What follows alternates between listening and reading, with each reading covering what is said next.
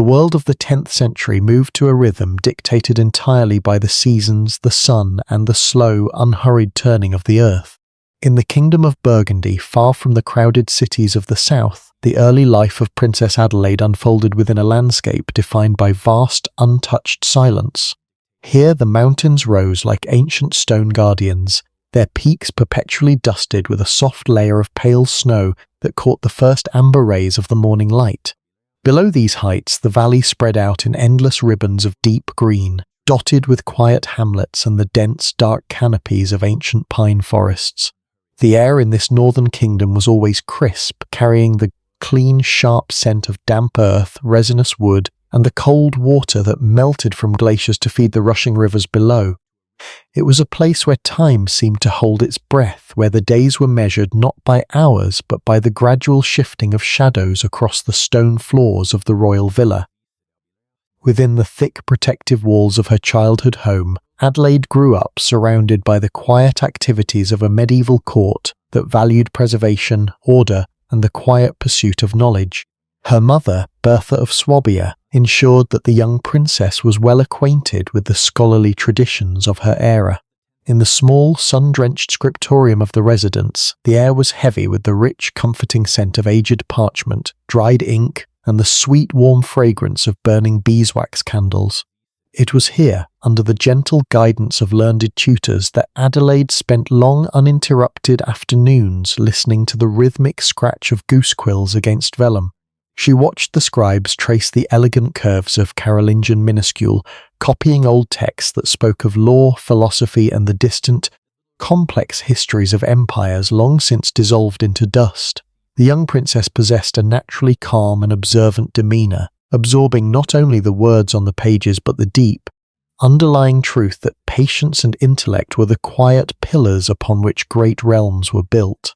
Outside the narrow stone windows, the wind would whisper softly through the branches of the orchard trees, a gentle, continuous murmur that seemed to echo the steady, peaceful progress of her early years.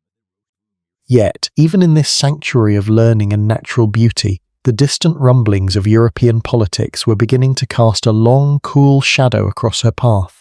The 10th century was a time of shifting borders, where peace was a rare and fragile commodity, often preserved only through the careful arrangement of alliances and royal marriages. Burgundy, positioned as a vital gateway between the Germanic lands to the north and the rich, fractured plains of Italy to the south, was constantly subjected to the strategic calculations of powerful kings. Adelaide's father, King Rudolph II, understood all too well that his kingdom's independence depended on the delicate balance of diplomacy. The quiet of the royal court was increasingly punctuated by the arrival of travel-worn emissaries, the soft clatter of horses' hooves on the cobblestones of the courtyard signalling the delivery of sealed parchments from foreign lands. These letters, sealed with heavy wax stamps, carried the weight of nations, and though the young princess continued her studies in the quiet library, she could feel the subtle change in the atmosphere, a growing tension that settled over the adults around her, like the cool mist that drifted down from the mountains at twilight. The peaceful, predictable world of her childhood was slowly beginning to align with a much larger, more turbulent destiny, one that would soon demand she leave her beloved valleys behind to become a shield for her people. The political landscape of 10th century Europe was a complex tapestry woven from rivalries, ambition, and the constant search for legitimacy. To the south of Burgundy lay the fertile lands of Italy, a region of immense wealth, ancient cities, and deep fragmentation. The Iron Crown of Lombardy, which symbolized rule over this prosperous peninsula, was a prize sought after by many noble houses, leading to decades of continuous friction and shifting allegiances. King Rudolph II of Burgundy, Adelaide's father, had himself crossed the Alps years before, drawn into the Italian theatre by factions of discontented nobles who sought to replace the reigning monarch. For a time, Rudolph held the title of King of Italy, experiencing firsthand the volatile nature of the southern court, where loyalty was as fluid as the rivers that ran through the Po Valley. He quickly learned that military strength alone could not secure a throne. True stability required a more permanent, binding form of diplomacy that could unite houses across generations. In the year 926, recognizing the immense difficulty of maintaining control over two separate realms divided by the formidable barrier of the Alps, King Rudolf entered into a historic agreement with his chief rival Hugh of Arles. Hugh was a powerful, calculating nobleman of Carolingian descent who had established a strong base of support in Provence and was poised to claim the Italian crown for himself. The two leaders, meeting in a setting removed from the immediate heat of conflict, sought a pragmatic resolution that would prevent further bloodshed and guarantee the security of their respective domains. The resulting treaty was a masterclass in early medieval statecraft, a deliberate reordering of borders and futures. Under the terms of this pact, Rudolf agreed to renounce his claims to the Italian kingdom and withdraw his forces back across the mountains into Burgundy. In return, Hugh assumed the undisputed rule of Italy, promising to leave the borders of Burgundy unmolested and secure from southern expansion. To ensure that this fragile peace would endure beyond their own lifetimes, the two kings looked to their families to seal the alliance with an unbreakable dynastic bond. It was decided that Adelaide, then merely an infant in her cradle, would be betrothed to Hugh's young son Lothair. This arrangement was recorded on heavy sheets of vellum, signed with formal monograms and stamped with the heavy lead seals of the respective chancelleries.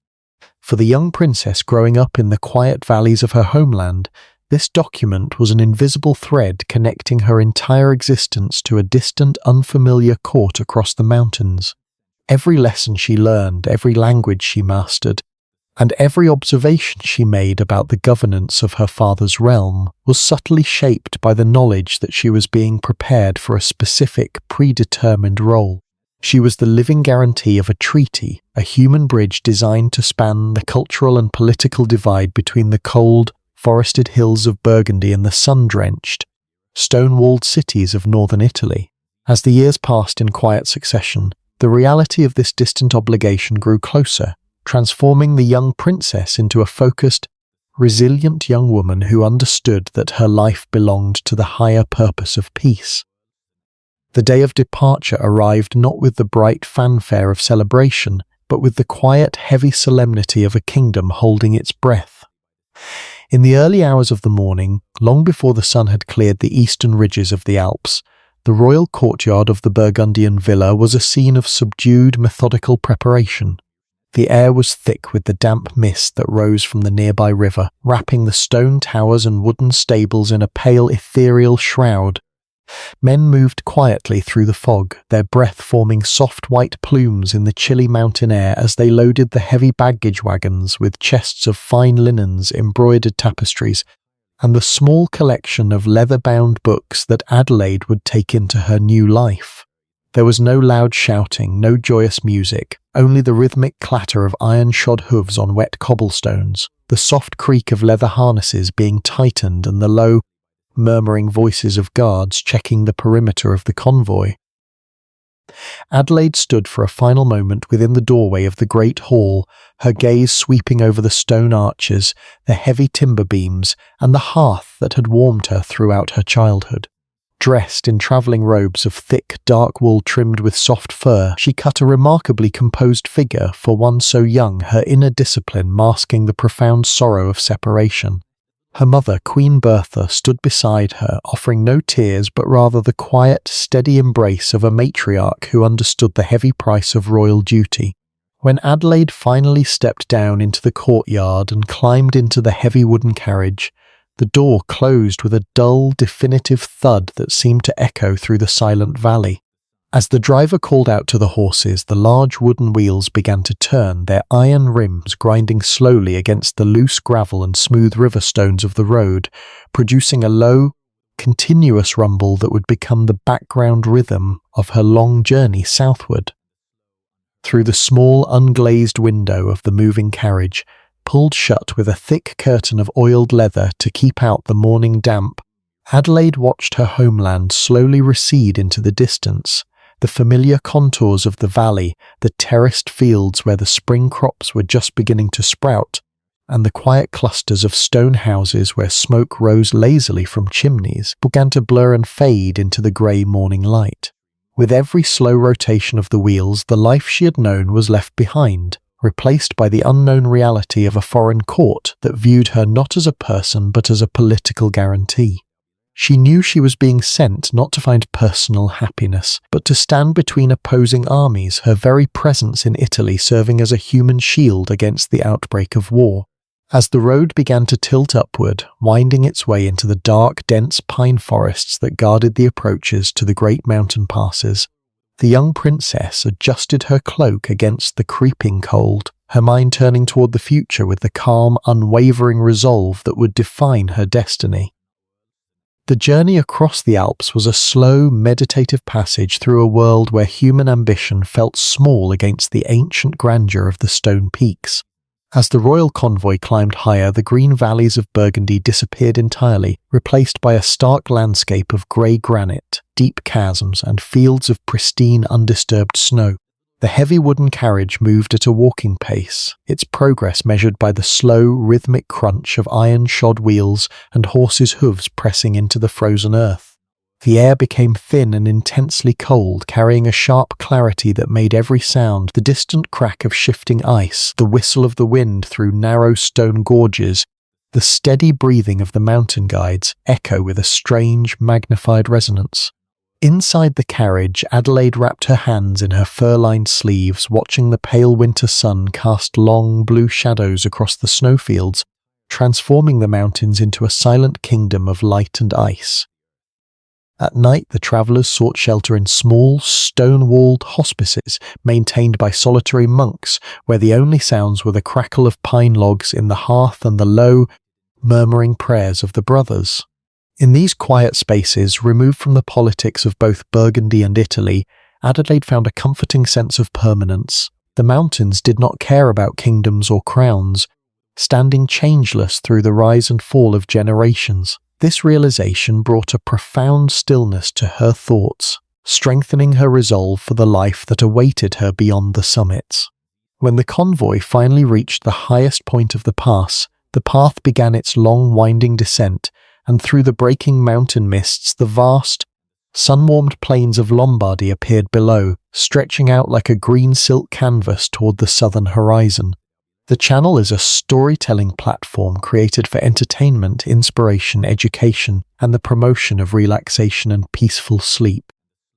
The city of Pavia, the ancient capital of the Kingdom of the Lombards, appeared on the horizon as a dense cluster of red-tiled roofs, rising brick towers, and formidable stone walls that cast long shadows across the flat, marshy banks of the Ticino River.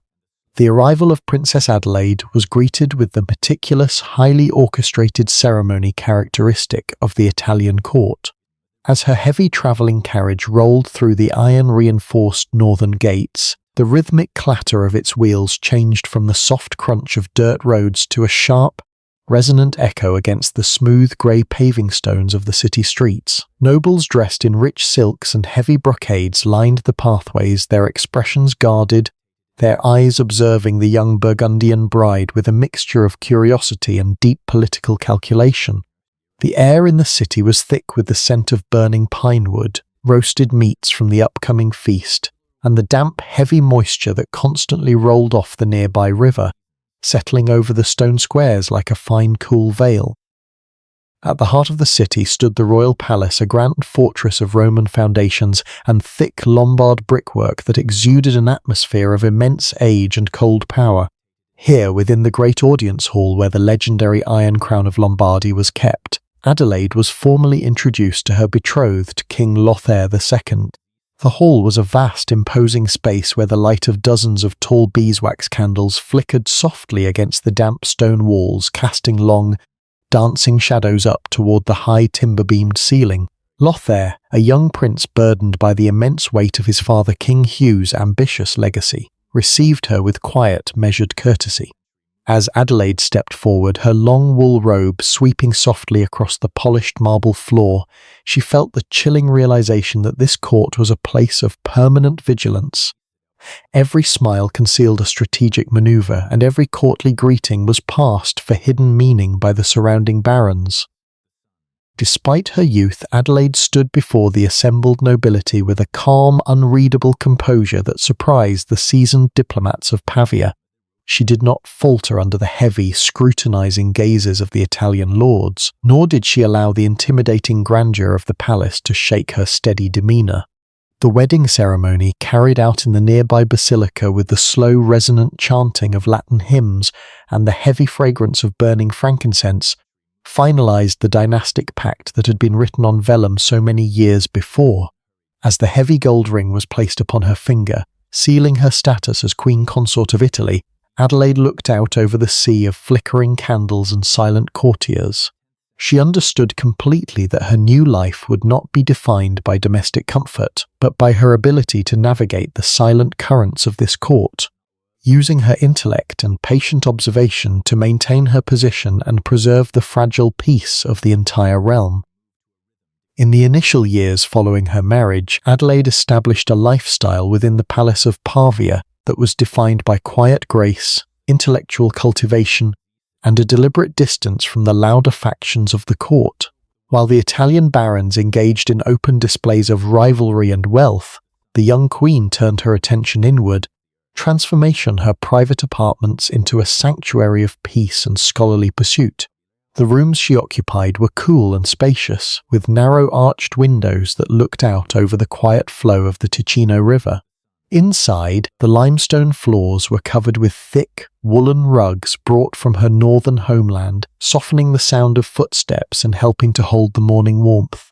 In these chambers, the atmosphere was always serene, punctuated only by the soft rustle of heavy silk garments, the quiet turning of manuscript pages, and the low, melodious tones of her ladies-in-waiting singing old songs of the Burgundian valleys. Adelaide spent her mornings engaged in the meticulous management of her royal household and the administration of her dower lands. Rather than delegating these tasks entirely to court officials, she chose to review the estate ledgers herself, sitting at a heavy oak desk carved with the emblems of her lineage.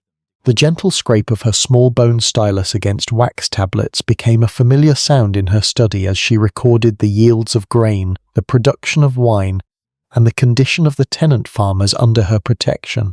This close attention to detail was not merely a matter of order, it was a quiet, highly effective strategy to build an independent base of economic strength and loyalty among the common people and the local clergy. While she worked, the golden Mediterranean sunlight would stream through the high windows, illuminating the fine dust motes that danced in the air and highlighting the rich, deep colors of the embroidered tapestries that lined the stone walls, depicting scenes of harvest and peaceful pastoral life. When her presence was required at the grand state banquets and formal assemblies of the realm, Adelaide assumed her public role with a dignity that commanded respect without provoking jealousy. At the high table, dressed in a gown of deep crimson silk woven with subtle gold thread, she sat beside King Lothair, observing the gathered nobility with a calm, discerning gaze. She listened intently to the subtle shifts in tone during long political discussions, noting which barons spoke with hesitation and which couched their ambition in overly flattering terms. Instead of participating in the heated debates that frequently arose over taxes and territorial boundaries, she chose the path of silent patience, using her understanding of multiple languages to comprehend the hidden motives of the foreign ambassadors. Her quietness was not a sign of passivity, but of immense concentration. She became a stabilizing center in a volatile court, a queen whose soft voice, when she did speak, carried the weight of careful thought and absolute composure, earning her the quiet admiration of those who valued the true survival of the kingdom over temporary political gain. While the royal palace at Pavia appeared to rest in a state of quiet prosperity, a cold, persistent wind of ambition was beginning to blow from the northwest, originating from the margraves of Ivrea. Berengar, the powerful and calculating margrave of Ivrea, had long watched the reign of King Lothair with a gaze that was both critical and deeply covetous. His family held immense territory along the Alpine borders, controlling the vital trade routes and mountain passes that connected Italy to the wider European continent. This strategic position gave Berengar not only great wealth, but also a dangerous level of military independence from the central crown. in the quiet corridors of his own fortresses, away from the watchful eyes of the royal emissaries, Berengar began to quietly assemble a network of dissatisfied Italian barons, weaving a web of secret pacts and shared promises that threatened to undermine the very foundations of the kingdom. The presence of Berengar's influence in Pavia was felt not through open rebellion, but through a subtle, creeping change in the court atmosphere. Adelaide, with her highly refined sense of observation, was among the first to notice the slight shifts in allegiance. She noted how certain powerful lords who once frequented the royal audience hall with open expressions of loyalty now arrived with smaller entourages and spoke with a cold, formal brevity. In the evenings, as the torches were lit along the stone gallery, groups of courtiers would gather in the darker corners of the courtyard, their voices dropping to a low, hurried whisper whenever the Queen's attendants passed by. The soft clatter of horse hooves at midnight often signalled the departure of covert messengers carrying sealed parchments to the north, their identities masked by dark cloaks.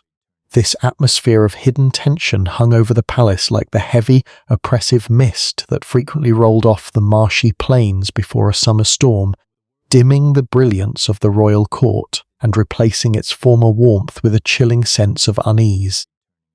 Despite the growing threat, Adelaide remained completely resolute, using her calm demeanour as a shield against the creeping anxiety that filled the palace. She continued her daily routines with a deliberate, unhurried precision, refusing to give the conspirators any sign that the crown was faltering.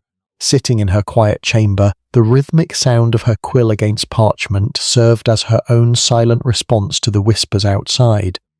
As she maintained regular correspondence with her allies among the bishops and the northern monasteries, she knew that Berengar's strategy relied on provoking a hasty, emotional reaction from the young king, and she constantly counselled Lothair to respond with patience, dignity, and legal correctness. Every evening, as the great bell of the basilica tolled for vespers, its deep, resonant copper vibrations rolling slowly over the brick towers of the city, Adelaide would sit by her window, watching the stars appear one by one over the dark silhouette of the Alps. She understood that a long political winter was approaching, but she faced the rising shadow with the deep, quiet confidence of a queen who knew that the truest power belonged to those who could endure the darkness without losing their resolve. All stories presented on this channel are global historical tales gently curated and narrated based on themes such as the rise and fall of nations, human cultures, and extraordinary journeys through time.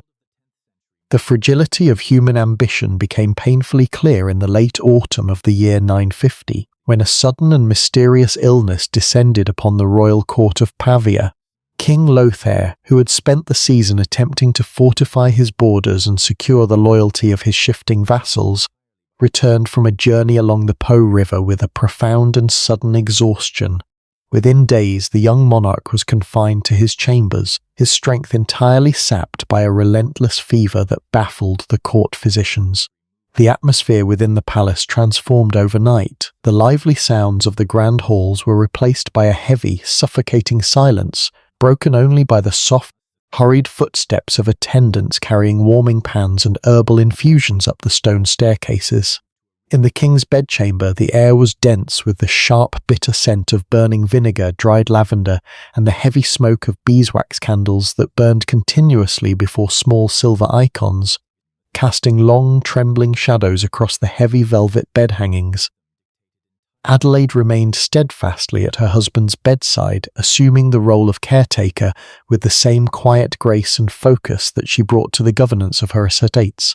She sat for long, sleepless hours on a low wooden stool, the smooth beads of her rosary sliding silently through her fingers as she watched the flickering light play across Lothair's pale features. She personally cooled his brow with linens dipped in well water and listened intently to his feverish, disjointed murmurs, filtering through his words for any sign of clarity. Outside the heavy oak doors, the palace was alive with a different kind of tension. The whispers of the courtiers grew louder and more urgent, and the shadow of Berengar of Ivrea seemed to loom larger over the capital with every passing hour. Rumours of poison drifted through the lower galleries like a cold draught, though no one dared to speak the suspicion aloud in the presence of the Queen. When Lothair finally passed away in the quiet hours before dawn on the 22nd of November, the silence that settled over the royal apartments was absolute and definitive. Adelaide, now a widow at only 19 years of age, stood entirely alone at the centre of a fractured kingdom. The morning sun rose over Pavia, casting a cold, pale light through the narrow stone windows, illuminating the fine dust motes hanging motionless in the air. Her protector, her husband, and her primary political link to the Italian crown was gone, leaving her without a male heir and without an immediate military force to defend her position. Yet, as she looked down at the lifeless form of the king, she did not allow her grief to dissolve into helplessness. She straightened her black mourning veil, took a deep, steadying breath of the chilled morning air, and prepared to face the wolves of the court with the deep, unyielding dignity that was her birthright. With the passing of King Lothair, the thin veneer of courtly etiquette that had held the kingdom together evaporated completely. Within days, Berengar of Ivrea entered Pavia not as a mourning vassal but as a conqueror claiming a prize. Backed by a formidable force of northern ironclad knights, he lost no time in staging an assembly where he was proclaimed King Berengar II, seizing the ancient Iron Crown for himself. Yet, as he sat upon the stone throne in the great hall of Pavia, Berengar knew his position was inherently fragile. To the eyes of the popes, the surrounding monarchs, and many traditional Italian lords, he was a usurper whose hands were stained with suspicion. To truly legitimize his violent ascension and unite the fractured loyalties of the realm, he needed a living symbol of continuity, and that symbol was the young widowed Queen Adelaide. The new king's strategy was clear, cold, and immediate. He demanded that Adelaide surrender her vast personal estates and dower lands to his treasury, and more importantly that she accept a marriage alliance with his eldest son Adalbert. This union would legally bind the bloodline of the old Burgundian treaty to the new House of Ivrea, effectively erasing any potential centre of resistance. The demand was delivered to Adelaide in her private apartments by a solemn delegation of Berengar's advisers, their heavy footsteps echoing loudly down the corridor. The atmosphere in her chamber was thick with tension. Her loyal ladies-in-waiting stood frozen, their breath caught in their throats as the lead counsellor read the royal decree from a long sheet of parchment, his deep voice carrying the unmistakable weight of an ultimatum masked as a marriage proposal. Adelaide listened to the terms while seated quietly by her window, her posture as straight and unyielding as the stone pillars supporting the palace roof. The room was illuminated only by the pale winter light reflecting off the cold waters of the Ticino River below, casting a soft silvery glow across her black mourning vestments. She did not interrupt the reading, nor did she allow any trace of fear or anger to ripple across her calm features. She understood the immense gravity of the moment. To accept would mean submitting her life and her lineage to the family that had likely orchestrated her husband's demise, while to refuse would mean inviting the full unchecked wrath of a ruler who could not afford to be defied. When the reading concluded and the heavy silence returned to the room, Adelaide looked directly into the eyes of the king's emissaries, her steady, quiet gaze causing the seasoned diplomats to shift uncomfortably under their heavy wool cloaks. The silence that followed the reading of the royal decree hung in the chamber for what felt like an eternity, heavy and unbroken. When Adelaide finally spoke, her voice was not raised in anger, nor did it tremble with fear. It was remarkably calm, clear and measured, carrying the precise, unyielding authority of a true sovereign. She looked directly at the assembled emissaries of Berengar and delivered a firm, unconditional refusal. She stated that her mourning for King Lothair was absolute, and that her conscience, her lineage, and her duty to the memory of her late husband prevented her from entering into a hasty marriage designed solely for political expediency. She would not surrender her independent dower lands, nor would she give her hand to Adalbert to legitimize a crown obtained through shadow and force. The reaction of the court diplomats was a mixture of profound shock and immediate unease. They had expected a young widow, isolated and stripped of her immediate protectors, to weep, to falter, or to bargain for her comfort. They were entirely unprepared for this display of calm, intellectual resilience. Adelaide understood perfectly that by refusing, she was choosing a path of immense danger, yet she also knew that her greatest weapon was her spotless legitimacy. To willingly merge her bloodline with the House of Ivrea would be to voluntarily lock her own cage. To refuse was to remain a living, breathing alternative to Berengar's rule, a rallying point for every baron who still valued the ancient laws of the realm. As the emissaries bowed stiffly and retreated from her presence, their heavy leather boots clicking rapidly down the stone corridor to deliver the news to their master, Adelaide remained motionless by her window. The afternoon sun was beginning to dip below the horizon, painting the sky in deep shades of violet and amber, while the first winter frost began to form delicate, crystalline patterns along the edges of the small glass window panes.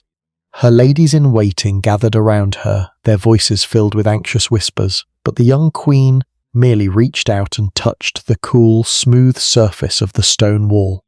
She knew that Berengar's response would be swift and punitive, and that the comforts of the palace at Pavia would soon be stripped away from her. Yet her mind was entirely at peace, anchored by the internal certainty that true royalty was not a matter of walls or armies, but an unyielding state of dignity that no usurper could ever take by force. Berengar's response was as swift and dark as a winter storm sweeping down from the mountains. In the deep, silent hours of the night, when the rest of Pavia was wrapped in sleep, the heavy oak doors of Adelaide's apartments were pushed open without warning. A detachment of Berengar's personal guards, their iron chainmail glinting coldly under the dim light of their torches, entered her chambers to enforce the king's new decree. There was to be no public trial, no grand display of force. The usurper could not risk a public outcry by dragging the beloved young widow through the streets in the light of day. Instead, she was to be removed immediately from the capital and transported to a distant, secure fortress where her voice could no longer reach the ears of the Italian barons. Adelaide was given only enough time to gather a few essential belongings and a single loyal servant before she was escorted down the narrow, winding service staircases of the palace, avoiding the grand audience halls she had once ruled. In the secluded courtyard, a plain, unadorned wooden carriage waited in the damp night air. The air was thick with the scent of wet straw and the sulphurous smoke of the guards' pitch torches, which hissed softly whenever a stray drop of condensation fell from the stone arches above. As she stepped into the vehicle, she did not look back at the palace walls. The driver cracked his leather whip, and the carriage lurched forward, its wooden wheels turning silently on the damp earth before striking the cold paving stones of the city gate with a sharp, hollow echo. The journey that followed was a long, exhausting blur of motion through the dark contours of the Lombard landscape, travelling under the cover of night and resting only in secluded fortresses during the day. The convoy moved with a hurried, tense energy. Inside the carriage, the constant rhythmic vibration of the wooden frame and the harsh jolting of the iron axles against the deep ruts of the road made sleep impossible.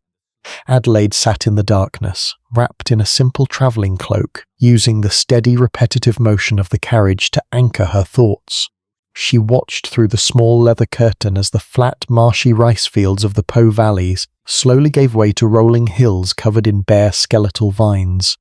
With every mile that passed, she could feel the air growing cooler and crisper, signalling their approach to the vast deep waters of the northern lakes, where her new home and her prison waited upon the rock. The destination of the long-guarded journey revealed itself as a formidable silhouette, rising abruptly against the pale morning sky. The Castello di Garda, situated on a massive, sheer crag of grey limestone that jutted directly out into the northern waters of the lake, the fortress looked less like a human construction and more like a natural extension of the rugged cliffside.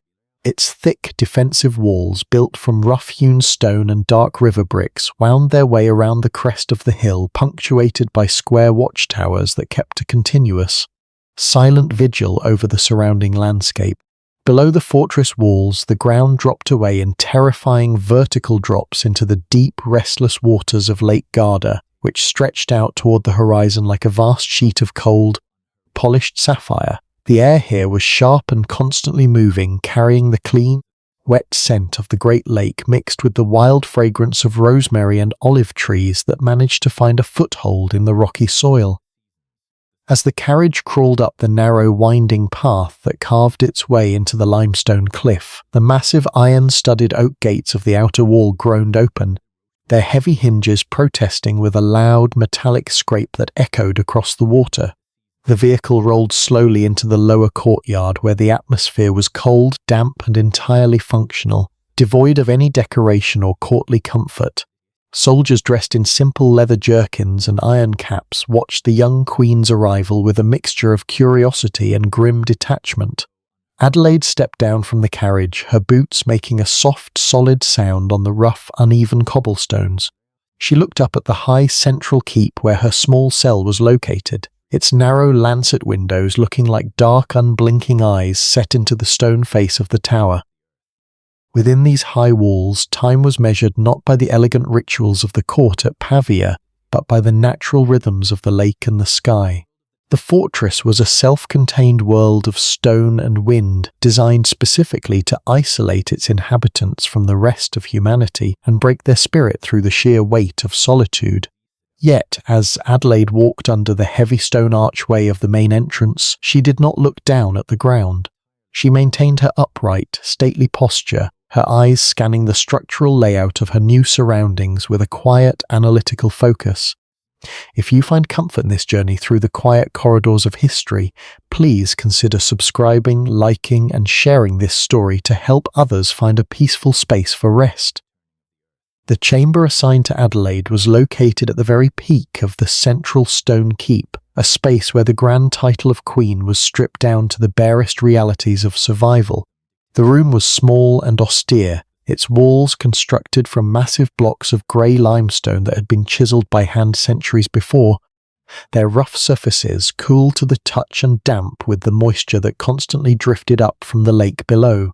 The only furniture provided was a narrow wooden trestle bed covered with a coarse woolen blanket, single low stool, and a small rough-hewn table where a simple clay oil lamp flickered weakly against the encroaching darkness. There were no tapestries to soften the acoustics or trap the heat, causing the small everyday sounds, the rustle of her woolen cloak, the soft sigh of her loyal servant, the scrape of the stool across the stone floor, to echo with a hollow, lonely clarity. As the sun dipped below the western mountains, the vast expanse of Lake Garda outside her narrow window dissolved into a deep, impenetrable void of darkness. Without the light of the moon, the boundary between the water and the night sky vanished completely, creating the sensation that the tower was floating alone at the edge of an empty world. The only light inside the cell came from the single oil lamp and the dim, dancing orange glow of a pitch torch fastened to an iron ring in the corridor outside, its light bleeding through the narrow slats of the heavy oak door. This flickering light cast long, distorted shadows across the timber-beamed ceiling, transforming the simple room into a shifting theatre of shapes that seemed to move in rhythm with the wind howling through the battlements. Despite the profound isolation of her position, Adelaide sat quietly on the edge of the wooden bed, her hands resting calmly in her lap as she absorbed the sensory reality of her prison. The air in the room was sharp and cold, carrying the clean, mineral scent of the limestone walls mixed with the smoky aroma of burning olive wood from the guardhouse below. She listened to the distant, regular clatter of iron weapons as the sentries changed shifts along the outer wall, their muffled voices swallowed up by the vastness of the night. In this extreme solitude, away from the distractions and constant espionage of the court at Pavia, Adelaide felt a strange, quiet clarity settling over her thoughts. Her walls were thick and her door was barred, but her mind remained entirely free, anchoring itself in the profound stillness of the fortress upon the rock. As the days blended into weeks within the lonely confines of the tower, Adelaide discovered that her world, though drastically shrunk in geography, was filled with a deep and continuous auditory life. The most prominent and unchanging element of this new existence was the voice of Lake Garda itself.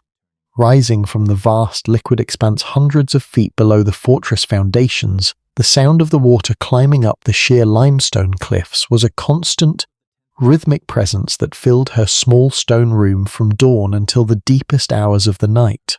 It was a complex, shifting symphony, sometimes a soft, gentle murmur like the rustle of dry silk when the southern winds blew mildly, and at other times a deep, resonant boom that vibrated through the very bedrock of the keep when a sudden mountain storm swept down from the northern peaks. This continuous movement of the water became Adelaide's most faithful companion, providing a natural clock by which she could measure the quiet passage of her days. In the early mornings, when the mist still lay thick and grey upon the surface of the lake, the waves would lap against the lower rocks with a slow, hypnotic regularity, a soft, repetitive whisper that seemed to echo the calm, steady beating of her own heart. She would sit by the narrow, unglazed window, her hands resting quietly on the cool stone ledge, letting the damp, cool air wash over her face.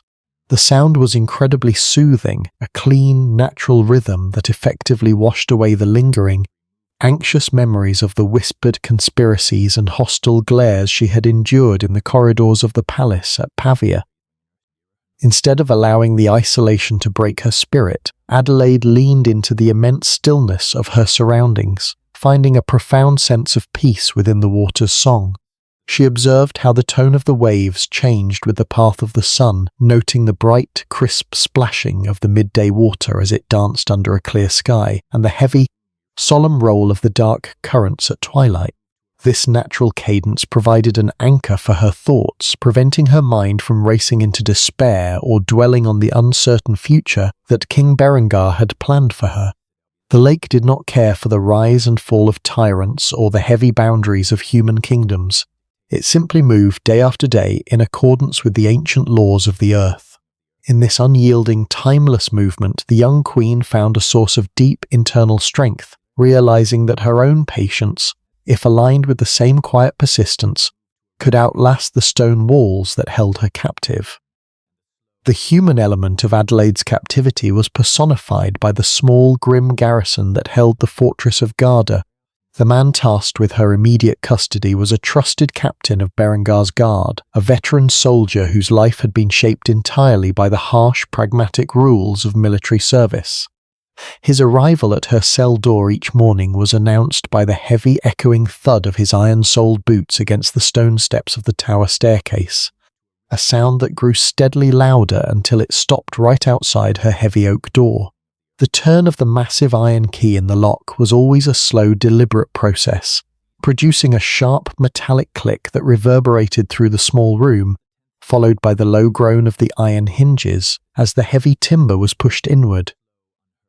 When the captain entered, he did so with a stiff, formal neutrality, his eyes scanning the room to ensure the young queen remained safely within her confines. He was typically accompanied by 2 younger sentries, men from the northern territories, whose iron caps and stained leather jerkins smelled strongly of the outdoor damp, stable straw and stale beer. They carried themselves with a noticeable discomfort in Adelaide's presence. Though she was stripped of her liberty, she remained the Queen Consort of Italy, and her quiet, regal composure possessed an intimidating authority that no amount of iron weapons could entirely diminish. Adelaide would receive them while seated on her stool, her back straight and her expression perfectly serene, acknowledging their presence with a slow, dignified nod that transformed the simple checking of a prison cell into a formal royal audience. Over time, Adelaide began to carefully study the habits, temperaments, and internal rhythms of her captors. She listened to the muffled, low-toned conversations the guards held in the corridor outside her door during the long, dark night watches, their voices carrying through the small cracks in the woodwork. She noted the heavy, slow pacing of the tired sentry at 3 a.m, the metallic clink of his spear shaft resting against the stone floor, and the predictable schedule of the guard rotations that occurred when the morning mist was at its thickest.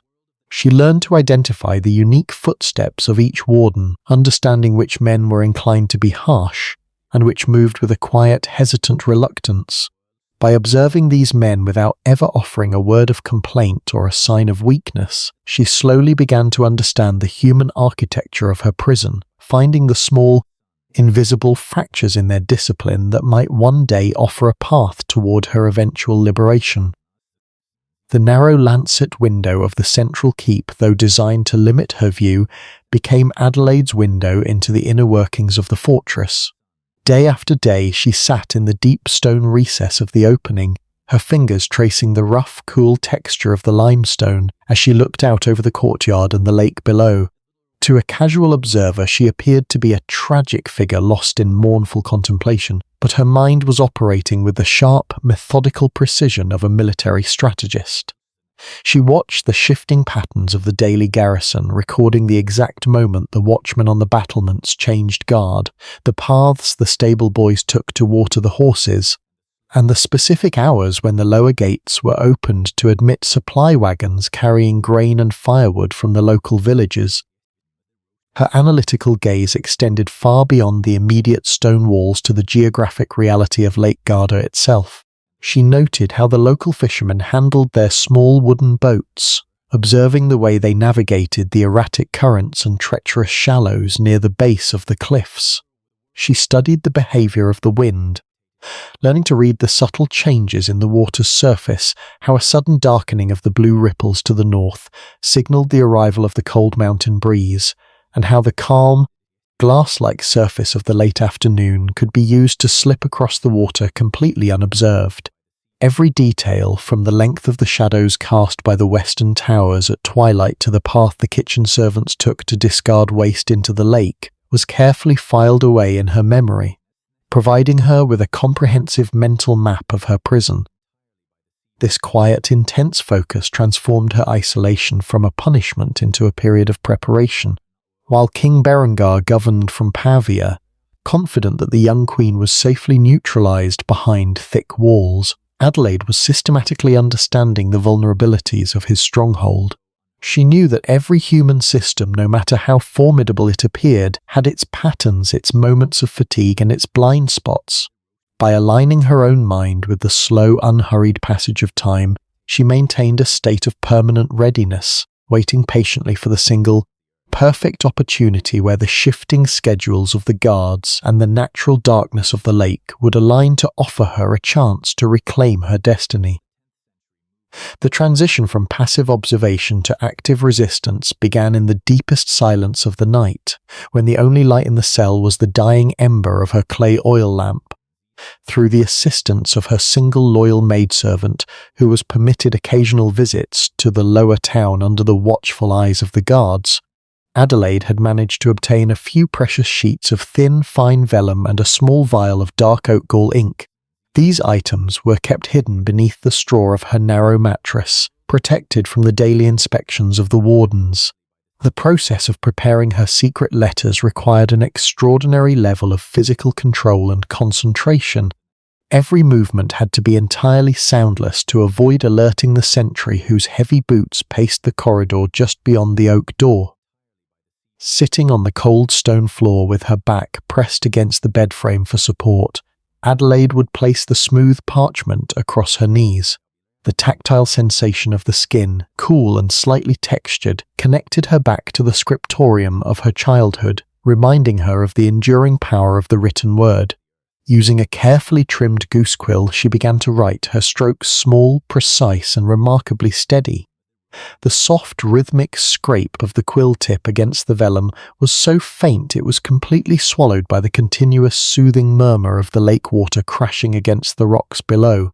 She wrote in a highly refined Latin, her sentences concise and laden with strategic intelligence, detailing the exact political state of northern Italy, the fractures within Berengar's alliance, and her own unwavering refusal to surrender her legal rights. These letters were addressed to the most powerful rulers beyond the Alpine borders, most notably to King Otto I of Germany, whose reputation for justice and military strength had reached the courts of Lombardy. Adelaide did not write as a helpless victim pleading for rescue, but as an equal sovereign offering a legitimate alliance that could bring lasting peace to the region. As she finished each missive, she would wait patiently for the ink to dry completely in the cool air before folding the parchment into a tight, compact square, sealing it with a small drop of wax that she melted over the low flame of her lamp using a copper coin. The finished letters were then hidden away, waiting for the dangerous second phase of her plan, finding a way to smuggle these words past the iron gates and high battlements of the fortress of Garda. The true test of Adelaide's quiet diplomacy lay in finding a human bridge who could carry her secret thoughts from the silent tower of Garda into the wider world. This link appeared in the form of a sympathetic monk named Martin, an elderly brother from a nearby monastery who was permitted entry to the fortress once a week to provide spiritual comfort to the household servants and tend to the small garden plots within the lower walls. Martin was a man of quiet steps and lowered eyes, his brown wool habit smelling of damp soil, dried chamomile, and old parchment. He possessed a deep, unspoken loyalty to the memory of King Lothair, and as he watched the young queen maintain her royal dignity behind iron bars, his conscience compelled him to become an instrument of her silent resistance. Their encounters occurred in the small stone-walled chapel located in the lower courtyard, where Adelaide was occasionally permitted to go under heavy guard to hear early morning prayers. The chapel was a cold, dim sanctuary, its air thick with the heavy fragrance of burning frankincense and the smoky residue of cheap tallow candles that flickered weakly in the morning gloom. While the guards stood at the heavy wooden entrance, their attention drifting as they leaned heavily on their spears, Adelaide would kneel before the stone altar. Martin would pass close by, his sandals scraping softly against the flagstones as he swept the floor or adjusted the altar cloths. In those fleeting, silent moments, shielded by the deep shadows of the stone pillars, the tight square of folded parchment would slide smoothly from the folds of Adelaide's wide sleeve into the deep, hidden pockets of the monk's heavy wool habit. The risk involved in this quiet exchange was absolute. Had the guards discovered the letter, it would have meant immediate death for the monk and a life of permanent, deep confinement for the queen. Yet, as Martin bowed his head and exited the chapel, his steady, unhurried pace matching the solemn rhythm of the monastery bells, Adelaide felt a profound sense of peace return to her thoughts. She knew that her voice, carried silently beneath a monk's habit, was now moving past the heavy iron gates and ascending the high mountain trails toward the Kingdom of Germany. All stories presented on this channel are global historical tales, gently curated and narrated based on themes such as the rise and fall of nations, human cultures, and extraordinary journeys through time. Within the narrow geometry of her cell, where the world had been reduced to 4 cold stone walls, Adelaide maintained a rigorous discipline that transformed her daily routine into a quiet declaration of sovereignty. She understood that the primary goal of her captors was to break her spirit by stripping away the external markers of her status, reducing her to a state of helpless dependency. In response, she treated her small prison room with the same meticulous order and gravity that she had once brought to the great palace at Pavia. Every morning, long before the first pale blue light of dawn began to separate the eastern sky from the dark waters of the lake, she would rise from her narrow wooden bed, refusing to allow herself the indulgence of lingering in the relative warmth of the blankets. Her morning toilet was performed with a deliberate, unhurried precision, using a simple clay basin of cold well water provided by the servants. Despite the lack of fine mirrors or court attendants, she braided her long hair with perfect symmetry, securing it neatly beneath her dark mourning veil.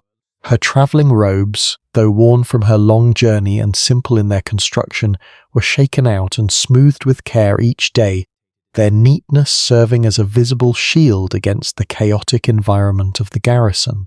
When the heavy iron key finally ground into the lock and the guards entered to deliver her morning ration of coarse bread and water, they never found a broken captive, but a queen seated upright upon her low stool, her hands clasped serenely in her lap, her presence completely filling the small stone space with an intimidating, quiet authority. The hours of the day were structured with the absolute regularity of a monastic house. Adelaide divided her time between silent prayer, the careful reviewing of her memories of Italian law, and long periods of focused observation from her narrow window ledge. She did not pace the floor or wring her hands in anxious frustration. Instead, she cultivated an immense physical stillness that mirrored the enduring strength of the limestone crag beneath her feet. When she ate her simple meals, she did so with the refined grace of a state banquet, breaking her bread with slow, deliberate movements that elevated the humble food into an act of ritual preservation. This unyielding personal protocol was her silent rebellion, an internal fortress that King Berengar's soldiers could neither breach nor understand, ensuring that as long as she breathed, the true crown of Italy remained unbroken within the Tower of Garda.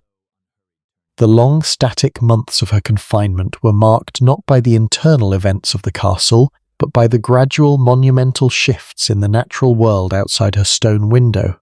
Winter had held the fortress of Garda in a cold iron grip, wrapping the limestone keep in a perpetual coat of frost and forcing the guards to huddle close to their smoky peat fires in the lower courtyards.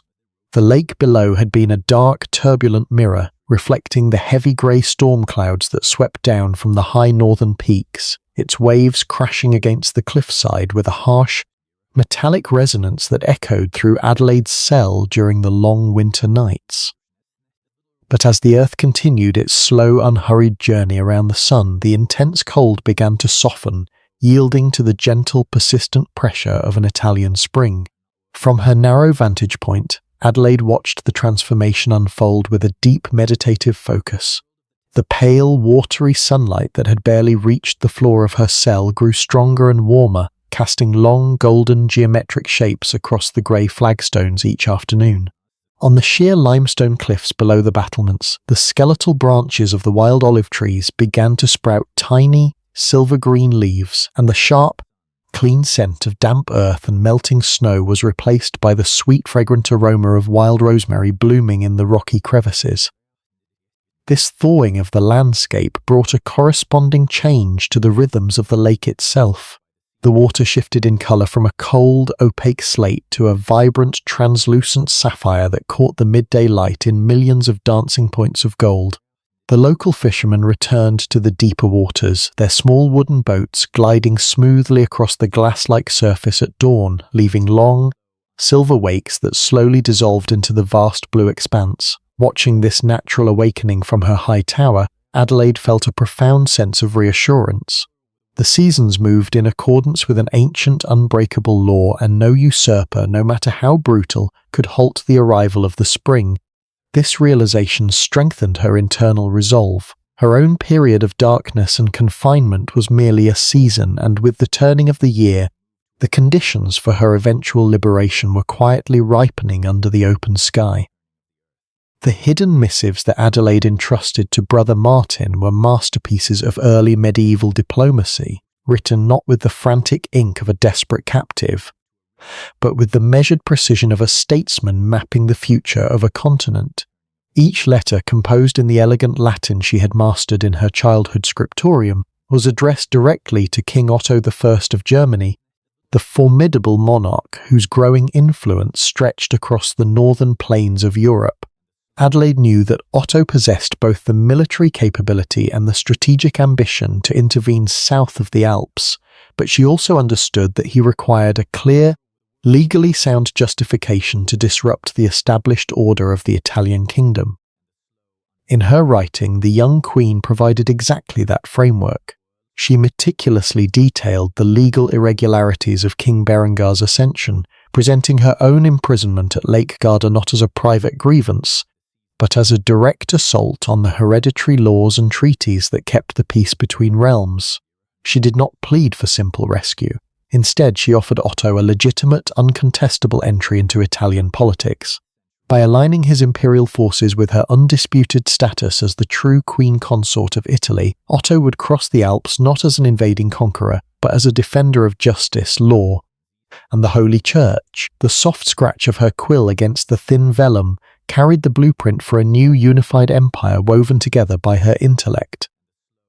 As she sealed the parchment with a final steady press of her ring into the warm wax, Adelaide looked out over the dark lake, her mind visualizing the long, arduous route her words would take.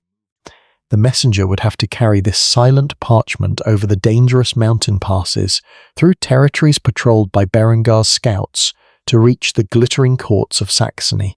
Yet she felt no anxiety. She had framed her argument not around emotion, but around the shared interests of law and stability. the two pillars that always outlasted the short-sighted ambitions of warlords. Within her small cell, surrounded by the cold limestone walls, the young queen sat in the deep silence of the night, knowing that her quiet words had the power to set entire armies in motion across the frozen summits of the north. The quiet routine of the fortress was unexpectedly disrupted as summer approached by news of an upcoming celebration.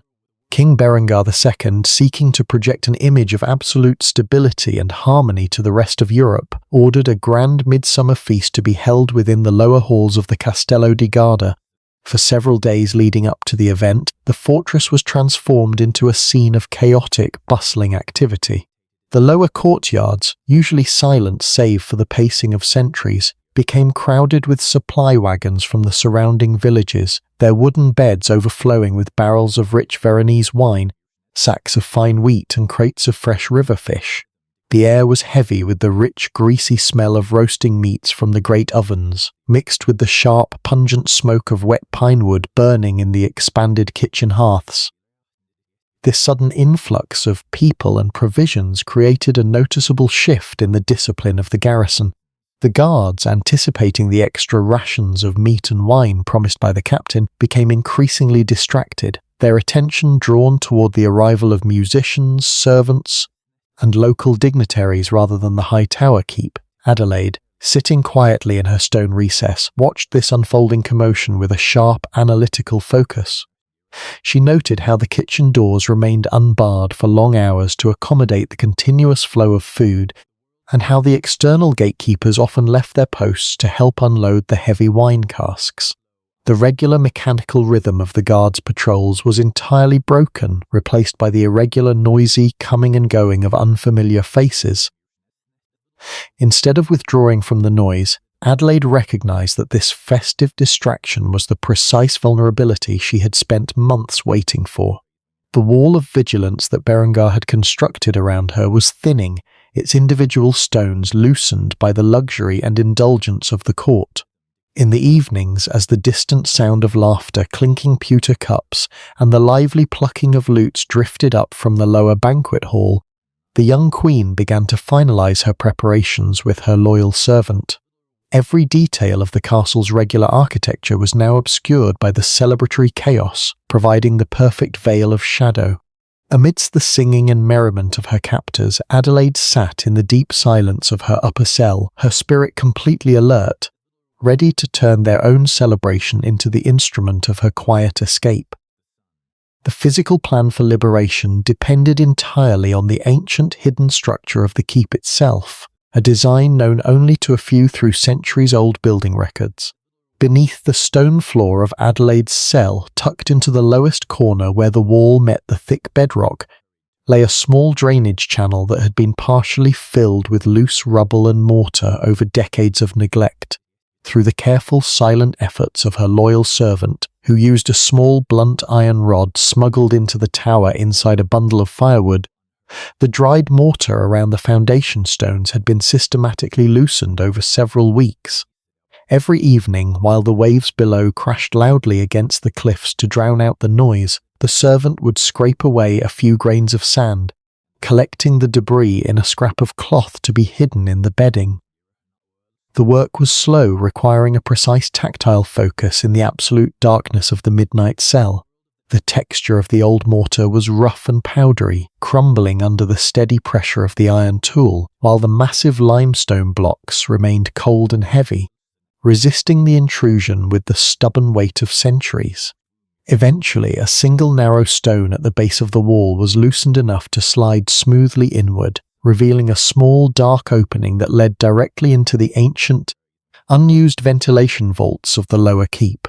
These lower passages were entirely devoid of light, their air thick with the damp, suffocating scent of stagnant moisture, old earth, and the powdery dust of decayed wood that had settled over the stones like a fine blanket. Adelaide reviewed the progress with a calm, analytical hand, reaching down into the small gap to feel the cool, hollow space that lay beyond the barrier. The opening was incredibly tight, a narrow passage of rough stone that would require her to crawl through absolute darkness, her silk robes replaced by a simple, tight-fitting tunic of dark, unadorned linen. She knew that these lower vaults emptied into a forgotten storage cellar near the Watergate, an area rarely patrolled by the main garrison during the chaotic hours of the feast.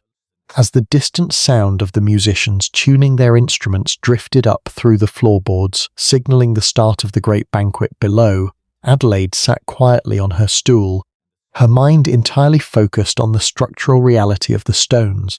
She was ready to submerge herself into the dark heart of the castle, using its own ancient architecture to slip away into the vast protective night. The execution of the escape began when the midsummer feast reached its loudest, most decadent peak. Below the high keep, the main hall of the castle was a cauldron of noise, filled with the heavy thud of wooden tankards on long tables, the boisterous laughter of intoxicated barons, and the continuous frenetic music of the court minnesingers. Up in the highest cell, the atmosphere was a stark, breathless contrast. Adelaide, dressed in her dark, simple linen tunic, watched as her loyal servant carefully removed the loosened foundation stone, placing it silently onto a pile of blankets to avoid any resonant clink against the floor. The opening was a dark, narrow void, smelling of cold granite and ancient dust, but it represented the single open door to her future. With a calm, unwavering focus, Adelaide entered the opening first, sliding feet first into the narrow drainage channel. The stone walls pressed tightly against her shoulders, their rough surfaces cold and unforgiving through the thin fabric of her tunic, but she did not allow the claustrophobic darkness to halt her progress. She moved with deliberate, soundless movements, pulling herself forward inch by inch through the powdery dust of the lower vaults, her hands feeling the smooth, damp masonry of the ancient drainage path. Behind her, the soft rhythmic rustle of her servant's movements was the only sign that she was not entirely alone in the subterranean maze. Emerging into the forgotten storage cellar near the lower Watergate, Adelaide paused in the deep shadows of a stack of empty wine barrels.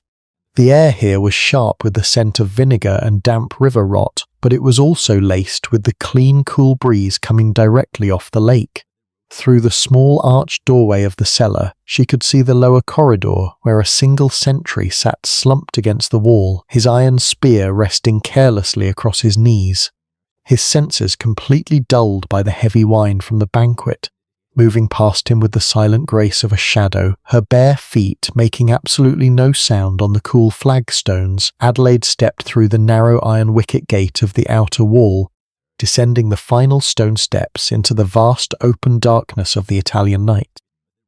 The immediate world beyond the stone walls was a vast, open expanse of dark water and velvet shadows, where the heavy weight of captivity was instantly replaced by the cool, untamed freedom of the night. Descending the slippery, moss-covered steps at the base of the cliff, Adelaide and her servant slipped silently into the cold, shallow waters of Lake Garda.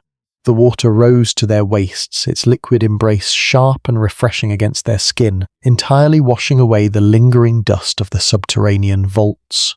Moving with slow, deliberate care to avoid creating any visible ripples or splashing sounds that might catch the eye of a sentry on the distant battlements, they waded through the dark shallows toward a dense, sweeping marshland of tall reeds that lined the western shore of the bay.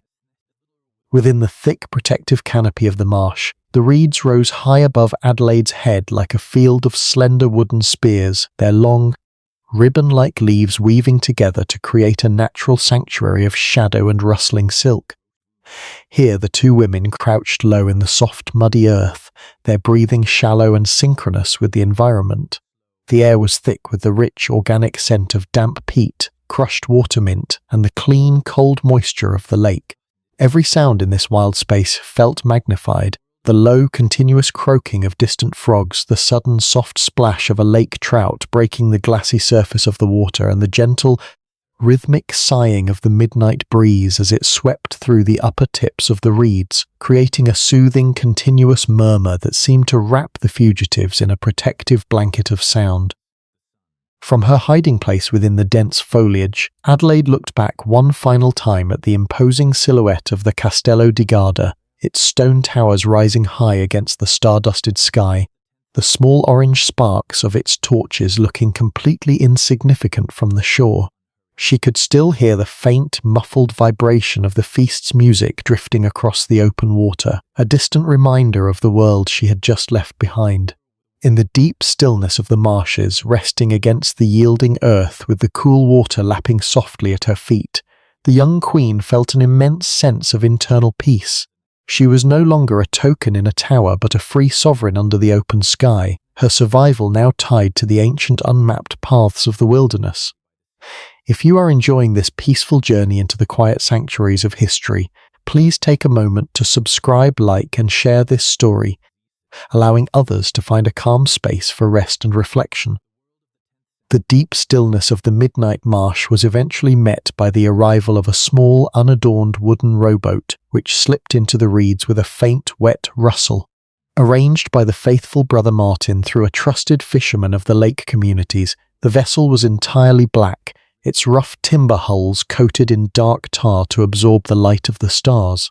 Adelaide stepped into the boat with practiced care, her movements slow and balanced, ensuring the small craft did not rock or scrape against the hidden stones of the shoreline.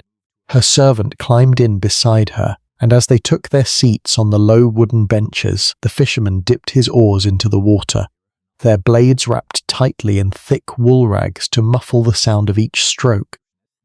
The journey across the vast expanse of Lake Garda was a passage through a world completely devoid of human speech.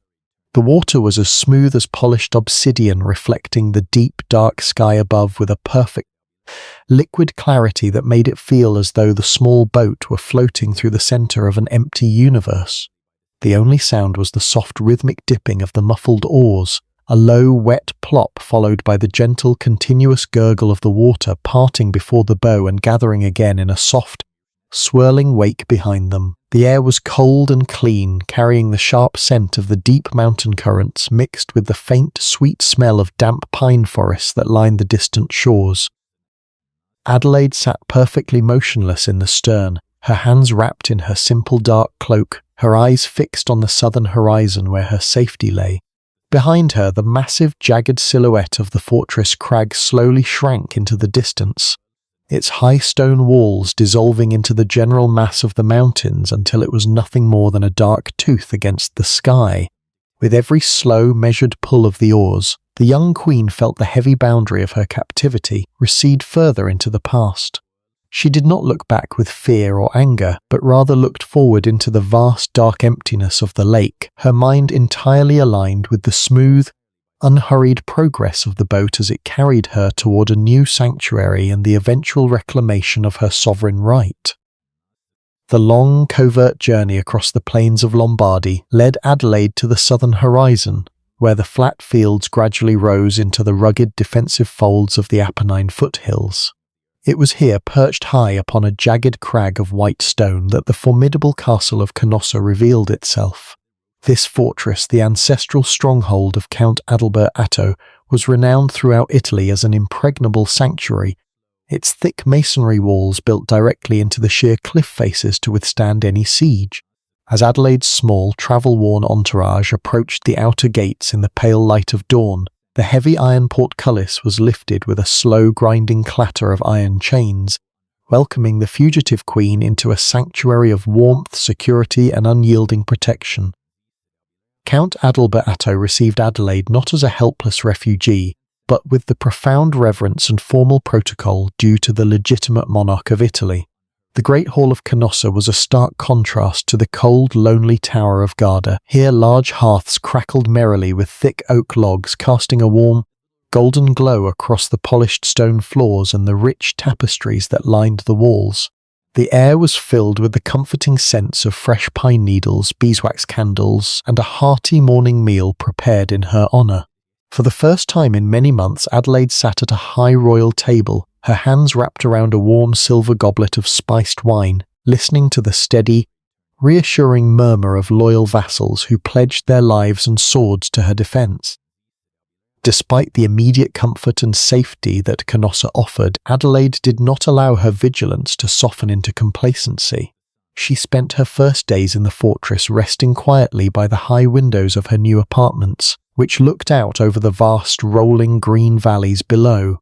She listened to the distant rhythmic clang of iron from the castle smithy as armourers worked to fortify the stronghold's defences, knowing that King Berengar's wrath would soon bring his armies to these very walls. Yet within this secure stone nest the young queen felt a deep, unshakable peace. She had outlasted her prison, survived the dark waters of the lake, and was now surrounded by a wall of loyal hearts, ready to face whatever storms the usurper would send against her. The anticipated storm broke upon the foothills of the Apennines in the late summer, as the vanguard of King Berengar's army arrived at the base of the white crag of Canossa. From her high vantage point within the central keep, Adelaide watched the landscape below transform into a sea of hostile activity. The green valleys and quiet olive groves were slowly filled by the encampments of the northern barons, their iron armour and long spears glinting coldly under the bright Italian sun. The air, which had been filled with the sweet fragrance of summer grass and wild thyme, became heavy with the bitter smoke of dozens of campfires, the sharp scent of roasting meats, and the continuous distant rumble of thousands of voices and horses moving through the dust below. Despite the formidable display of military strength arrayed against them, the atmosphere inside the walls of Canossa remained remarkably calm and disciplined. Count Adalbert Atto had spent months fortifying his defences, filling the deep stone granaries with mountain wheat, and ensuring the cisterns were brimming with fresh, cool well water. The fortress was designed precisely for this kind of endurance, its sheer cliffs rendering any direct assault impossible. Every morning the regular, rhythmic pacing of the castle watchmen along the stone battlements provided a steady counterpoint to the chaotic shouting of the besiegers below, their iron-shod boots striking the grey flagstones with a comforting, predictable clarity that echoed through the inner courtyards. Adelaide herself became the quiet centre of the fortress's resistance.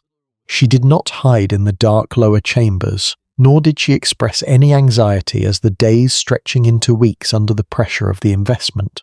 Instead, she spent her afternoons walking along the secure inner galleries, dressed in her stately robes of dark wool, her calm and serene expression serving as an unspoken source of strength for the garrison. She would stand by the stone parapets, letting the cool mountain wind lift her veil, looking down at the usurper's armies with a detached, analytical focus. She understood that a siege was a trial of patience rather than weapons, a test of who could endure the long, unhurried passage of time without cracking. In this silent contest of wills, the young queen knew she had the advantage, for her resolve had already been forged in the cold, lonely waters of Lake Garda, and it was as unyielding as the white stone of Canossa itself. Inside the invested walls of Canossa, the siege resolved into a slow, rhythmic war of attrition where time itself became the primary weapon. The initial tumult of the arriving army faded into a background murmur, allowing the ancient internal sounds of the fortress to reclaim the space. Within the deep, thick masonry of the great keep, the world felt insulated from the hostile camps below. The daily life of the garrison was measured by the heavy echoing toll of the chapel bell marking the canonical hours, its deep bronze resonance vibrating through the limestone floors and offering a sense of sacred order to the isolated community. The sensory experience of the castle during this prolonged investment became intensely focused on preservation. In the grand undercrofts, the air was cool and thick with the comforting, dusty scent of stored grain, dried beans, and the sweet, resinous aroma of smoked meats hanging from the oak rafters. Adelaide spent her mornings in these lower chambers, watching the methodical distribution of rations to the soldiers' families. The quiet, orderly nature of the work, the soft rustle of wheat being measured into wooden bowls, the precise scratch of the steward's quill marking the ledgers, was incredibly reassuring. It demonstrated a community completely unbothered by the pressure outside, operating with the calm efficiency of a well-oiled machine. In the afternoons, Adelaide returned to the high galleries, where the mountain wind blew crisp and untamed through the stone arches. She would sit with her embroidery, her needle piercing the taut linen with a regular rhythmic click that seemed to mock the stagnant, unproductive camps of King Berengar below. From this height she observed the enemy's daily routines with a detached curiosity, the changing of their guards, the slow watering of their horses at the distant riverbeds, and the gradual accumulation of waste around their tents. She knew that while her defenders rested securely within walls that provided shade, fresh water, and spiritual comfort, the besieging army was exposed to the scorching summer heat and the creeping threat of camp sickness. Patience was not merely a virtue within the walls of Canossa, it was a deliberate, unyielding strategy, and Adelaide wore it as gracefully as her royal crown. While the armies of King Berengar II maintained their stubborn grip on the foothills surrounding Canossa, news began to filter through the mountain passes that completely altered the gravity of the siege. It started as a faint whisper among the camp followers, a sudden tension observed in the movements of Berengar's scouts as they returned from the northern valleys with lathered horses and frantic expressions. King Otto I of Germany had crossed the Alps. The great monarch had responded to the legal and moral appeal carried in Adelaide's secret letters, moving south not with a mere diplomatic escort, but with the full, devastating weight of his imperial military host. From her high vantage point on the battlements of Canossa, Adelaide could visually read the psychological shift in the enemy camp below long before any standard appeared on the horizon. The aggressive confidence of the besiegers dissolved into a chaotic, hurried rhythm. Trenches that had been dug to starve out the fortress were abruptly abandoned, supply wagons were packed with frantic haste, and the regular shouting of the northern barons was replaced by the tense, low murmurs of councils held in the dark. The mere shadow of Otto's approach, moving through the Italian landscape with the synchronized cadence of thousands of iron-shod hooves, was dismantling Berengar's authority without a single spear being thrown. Inside the walls, the atmosphere became one of breathless anticipation, wrapped in a profound silence. The defenders did not celebrate prematurely. Instead, they polished their armor and sharpened their blades with a quiet, methodical focus that matched the discipline of their arriving allies. Adelaide stood by the stone parapet as the autumn wind grew crisper, her gaze fixed on the northern horizon where the dust clouds of the German vanguard were expected to break through the trees. The geopolitical landscape of Europe was shifting in accordance with the blueprint she had traced with her quill in the dark tower of Garda, and the heavy silence of the valley was about to be broken by the iron heralds of an empire. The iron vanguard of the German host finally broke through the valley forests, a magnificent wave of steel, leather, and heavy war horses that brought an immediate, absolute end to the siege. King Otto I entered the lower courtyard of Canossa not merely as a conquering general but as a monarch executing a precise legal mandate. As the heavy timber gates of the fortress swung inward with a resonant groan, the German king dismounted, his tall solid frame clad in dust-stained riding leather and polished iron plate. He stepped into the courtyard with the measured gravity of a ruler who understood that the woman he had come to meet was the vital key to the southern realm. Adelaide descended the grand stone staircase of the keep to receive him, conducting herself with the flawless, serene majesty that months of imprisonment and siege had failed to diminish. She wore a simple yet elegant mantle of deep indigo wool, her hair arranged with the perfect, symmetrical discipline of her royal protocol. When they met at the centre of the courtyard, surrounded by the silent, watching knights of Saxony and the loyal vassals of Canossa, there was no frantic outpour of relief. Instead, the greeting was a masterpiece of formal diplomacy. Otto bowed with profound reverence to the legitimate Queen of Italy, and Adelaide extended her hand with a calm, steady grace that instantly established them as political equals.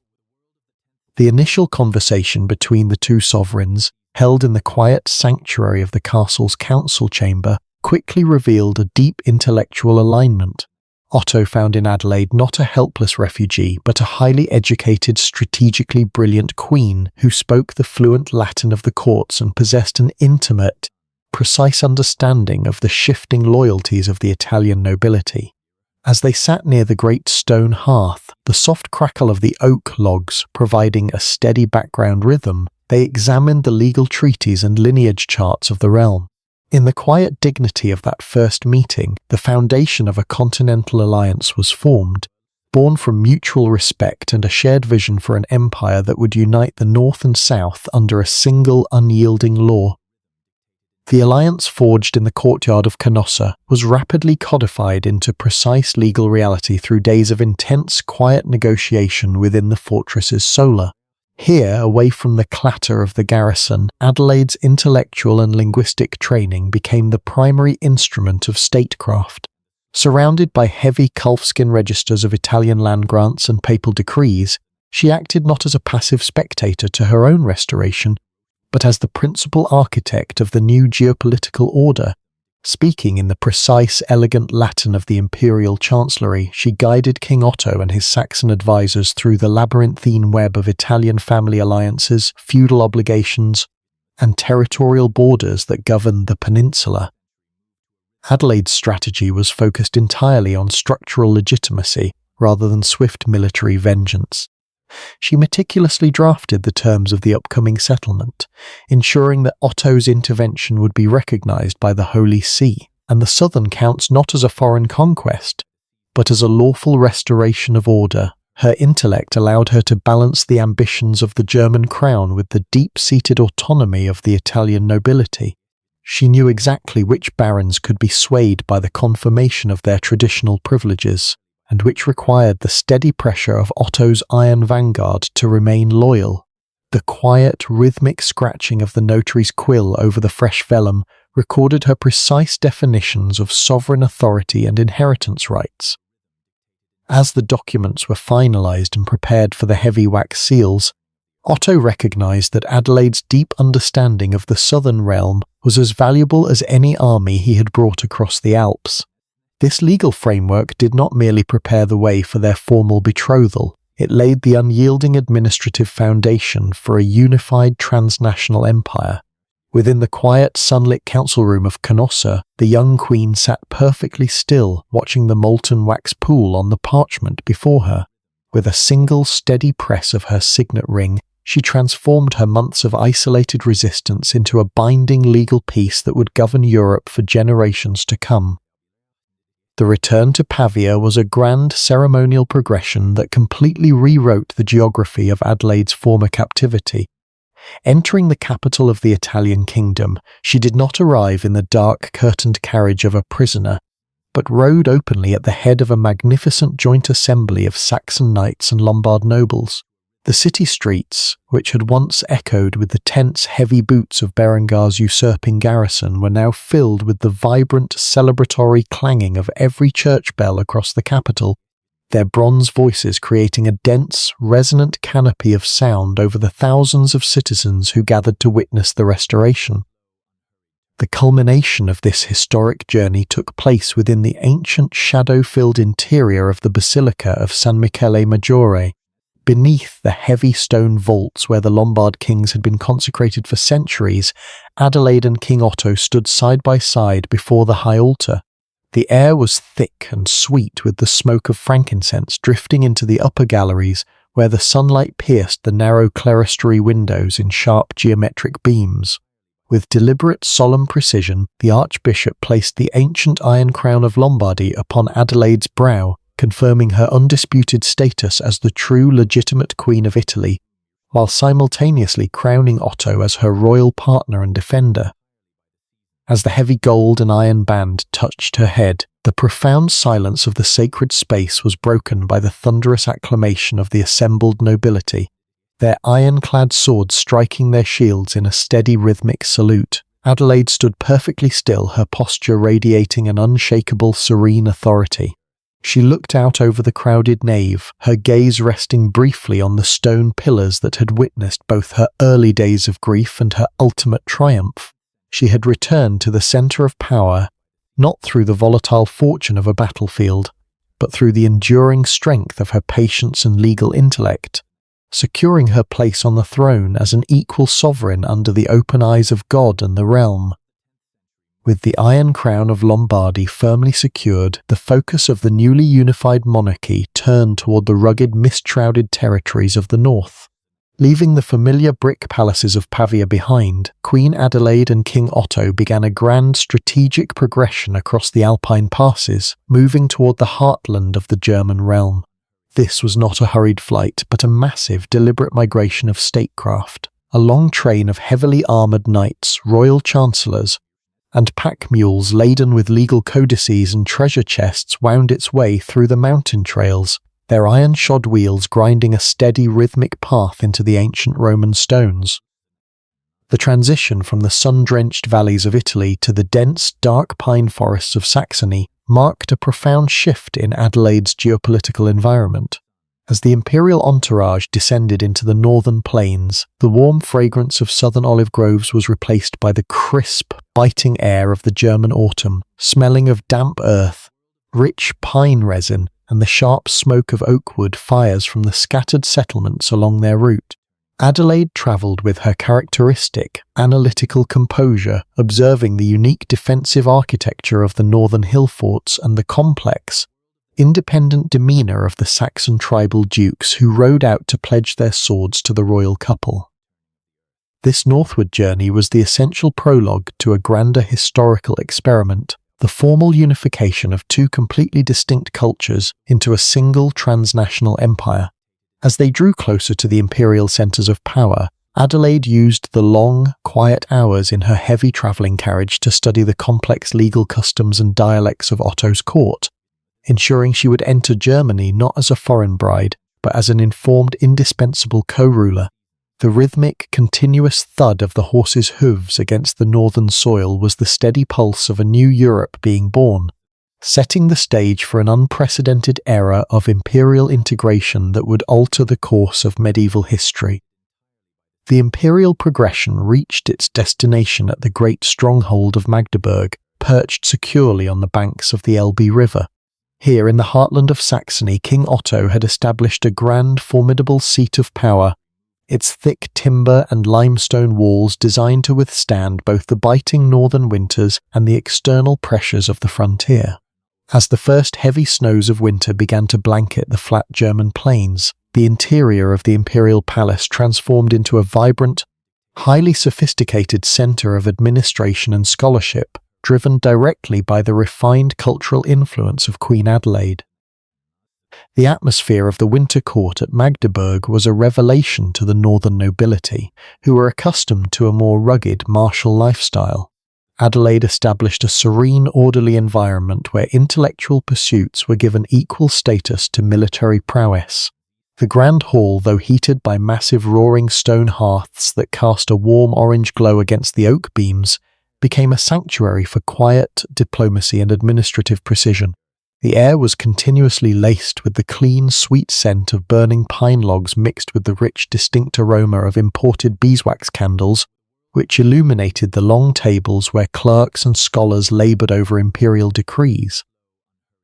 Within this scholarly haven, Adelaide quickly became the focal point of a cultural renaissance. She patronised a growing circle of chroniclers, scribes and legal minds, encouraging the translation of ancient texts and the systematic recording of the realm's history. The quiet, rhythmic scratching of quills inside the palace scriptorium became the steady background pulse of the court, matching the orderly pacing of the guards outside on the snow-dusted battlements. Dressed in her elegant, heavy robes of dark northern wool trimmed with fine silk, Adelaide moved through the grand chambers with a calm, unshakable dignity, successfully grafting the sophisticated administrative traditions of Italy onto the raw, unyielding strength of the Saxon crown. Bridging the cultural chasm between the rugged Saxon warriors of the north and the sophisticated Lombard counts of the south required a strategy far subtler than military force. Within the grand, torch-lit banquet halls of Magdeburg, Adelaide deployed the ultimate tool of her statecraft, a meticulous, silent patience woven into the very fabric of court ritual. At the long royal tables, where the rich, heavy aroma of roasted boar and spiced northern ales filled the air, she orchestrated delicate seating arrangements and formal gift exchanges that forced bitter rivals to face one another not with drawn blades, but with structured etiquette. Adelaide operated with a detached, analytical grace that allowed her to read the underlying anxieties of the court without breaking her serene expression. When prideful Saxon dukes expressed skepticism over southern influence, she did not respond with defensive anger. Instead, she countered their doubts using their own traditional legal customs, speaking their language with a precise, respectful fluency that disarmed their hostility.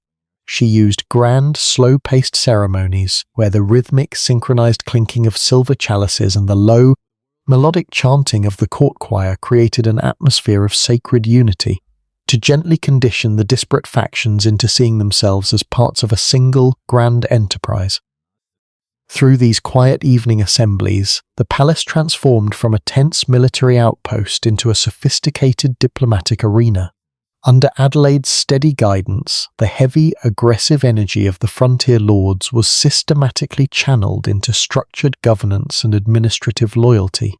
She sat perfectly still at the high dais, her hands folded over her silk lap, watching the slow, deliberate melting of the wax seals on new cross-border treaties. If you find peace and inspiration in this slow, detailed journey through the masterclasses of historical statecraft, please consider subscribing, liking, and sharing this story to help others find a calm space for rest and reflection. The ultimate culmination of Adelaide's geopolitical strategy unfolded beneath the monumental stone vaults of the old St. Peter's Basilica in Rome. Years of quiet resistance, administrative precision, and cross-border diplomacy had finally converged upon this sacred ground. On a crisp February morning, the ancient city was filled with the synchronized rhythmic thud of thousands of imperial horses moving along the Tiber, their iron-shod hooves echoing against the ancient Roman cobblestones as a massive, joint procession of Saxon knights and Italian nobles escorted the royal couple toward the heart of Western Christendom. Inside the vast sanctuary, the atmosphere was thick with the weight of centuries. Thousands of long beeswax candles cast a warm geometric glow across the polished porphyry floors and the shimmering golden mosaics of the apse. The air was heavy with the sweet, resinous fragrance of frankincense, creating a silver mist that hung suspended above the gathering of Europe's highest secular and spiritual authorities. Adelaide walked down the grand nave with a slow, unhurried cadence, her long imperial mantle of deep purple silk, heavily embroidered with gold thread, sweeping softly against the stone floor with a dry, rhythmic rustle that was the only sound in the breathless silence of the church. Kneeling before the high altar, Adelaide sat at the absolute centre of history as Pope John XII raised the massive jewel-encrusted imperial crown. When the heavy gold band touched her brow, confirming her not just as a regional queen but as the Holy Roman Empress alongside her husband Otto I, a magnificent roar of acclamation shattered the stillness of the basilica. The silver trumpets blared through the stone arches, their bright metallic tones weaving together with the deep, deep resonance of Rome's ancient bronze bells. Standing upright as the consecrated mother of the empire, Adelaide looked out over the sea of bowed heads with an absolute serene clarity, knowing that her journey from the cold, isolated Tower of Garda had finally secured an eternal, unyielding legacy at the foundation of the Western world. With the imperial crown secured and the borders of the realm stabilized under a single law, Empress Adelaide turned her formidable intellect toward an enduring, spiritual fortification of the empire. She focused her immense resources on the patronage of the Cluniac monastic network, recognizing these quiet sanctuaries of prayer as the vital engine for a continental cultural renewal. Throughout the valleys of Burgundy, Germany, and Italy, new stone foundations rose under her direct sponsorship, their thick, protective masonry walls designed to safeguard the treasures of human thought through the turbulence of the age. The sensory heart of this monastic empire lay within the quiet, shadow-filled scriptoriums, spaces that Adelaide visited with a deep, reverent regularity. Here, away from the heavy administrative demands of the imperial court, the world resolved into a rhythm of absolute precision and intellectual preservation. The air inside these stone scriptoriums was cool and uniquely thick, dominated by the rich, pungent scent of old iron gall ink, the dry organic aroma of stretched calfskin parchment, and the clean, sweet smell of melted beeswax used to seal completed manuscript. Adelaide would stand silently behind the long oak desks, watching the monastic scribes labour in the pale northern light, their movements slow and disciplined. The only sound within these sacred rooms was the soft, continuous and rhythmic scratch of goose quills piercing the smooth surface of the vellum, a tiny, wet scraping sound that seemed to measure the slow, unhurried passage of history itself. Adelaide understood that the preservation of a single text, The meticulous copying of a classical philosophy or a sacred liturgy was a profound act of resistance against the chaos of the world. By funding these scriptoriums and accumulating vast libraries of leather-bound volumes, the Empress was weaving a quiet, intellectual web that would outlast any military dynasty, ensuring that the light of knowledge she had carried through her own dark captivity would remain burning brightly for generations to come. The true test of Adelaide's political architecture arrived with the inevitable transition of imperial power. Following the passing of Otto I, the responsibility of maintaining the multi-ethnic empire fell upon her young son Otto II, a transition that exposed the fragile seams of the realm to the ambitions of restive barons. Stepping into the role of Empress Regent, Adelaide did not rely on aggressive military displays to suppress dissent. Instead, she deployed her decades of diplomatic experience and deep legal knowledge, managing the crisis with a steady, calm, and entirely bloodless governance that stabilized the throne from within. The daily operations of the Regency were conducted from the heavy oak tables of the Imperial Chancellery, where Adelaide spent her mornings reviewing land grants, judicial appeals, and intelligence reports from the frontiers. The environment was one of intense, quiet concentration, entirely insulated from the volatile passions of the court outside. The air was filled with the familiar, dry aroma of stored parchment rolls and the rich, dark scent of fresh wax being melted over charcoal braziers. With an analytical and patient focus, Adelaide listened to the long arguments of her advisors, her serene expression giving no hint of the immense pressure she faced as she quietly dismantled regional conspiracies through legal decrees and strategic marriages. Every document issued under her regency bore the unmistakable hallmark of her structural statecraft, precise, legitimate, and anchored firmly in established law. The regular rhythmic thump of her heavy imperial seal pressing into the hot wax was the steady pulse of an empire remaining steady in the midst of a storm. She managed the fierce independence of the Saxon dukes and the pride of the Italian counts not by breaking their strength, but by integrating their interests into the permanent administrative machinery of the realm. Sitting perfectly upright on the regent's throne, Adelaide demonstrated that the ultimate authority of a sovereign lay not in the violence of the sword, but in the unyielding, quiet discipline of a mind that could outlast any crisis. In the twilight of her long and monumental life, having safely guided 2 generations of emperors through the treacherous currents of continental politics, Empress Adelaide withdrew from the public majesty of the court to the quiet sanctuary of her favoured monastic retreats. Within the thick limestone walls of the abbey, the heavy gilded crowns and purple silk mantles of statecraft were permanently laid aside, replaced by the simple, unadorned robes of grey wool that marked her return to a life of meditative stillness. The constant, frantic rush of imperial messengers and foreign ambassadors was replaced by the ancient, comforting rhythm of the monastic hours, a life structured entirely by the slow, echoing toll of the chapel bell. Sitting by a deep-set stone window that looked out over the quiet abbey gardens, the elderly empress spent her afternoons in deep, silent reflection, her thoughts frequently drifting back across the decades to the distant, mist-shrouded shores of Lake Garda. The memories of her youth, once filled with the sharp terror of isolation and the cold, damp dark of the lakeside tower, had long since lost their bitter edge, transformed by time and wisdom into an unshakable source of internal strength. She listened to the gentle rhythmic sighing of the wind through the abbey's ancient oak trees, a sound that reminded her deeply of the constant, soothing lapping of the lake waters against the cliffside fortress so many years ago. From this peaceful vantage point, Adelaide looked back upon her captivity not as a tragedy of misfortune, but as the essential foundational crucible where her spirit had been forged. It was in the absolute silence of that dark tower room, stripped of all external power, that she had discovered the true unyielding nature of her internal strategy, that patience is not a passive waiting, but an active sovereign endurance that outlasts the volatile fury of tyrants. As the pale evening light began to paint the stone floor of her cell in long geometric shadows, the Empress closed her eyes with a profound sense of clarity, knowing that every step of her long, extraordinary journey had been guided by a quiet, unyielding light that no darkness could ever extinguish. When viewed across the long, grand arc of the 10th century, the legacy of Empress Adelaide stands as an extraordinary monument to the power of pure intellect over physical force.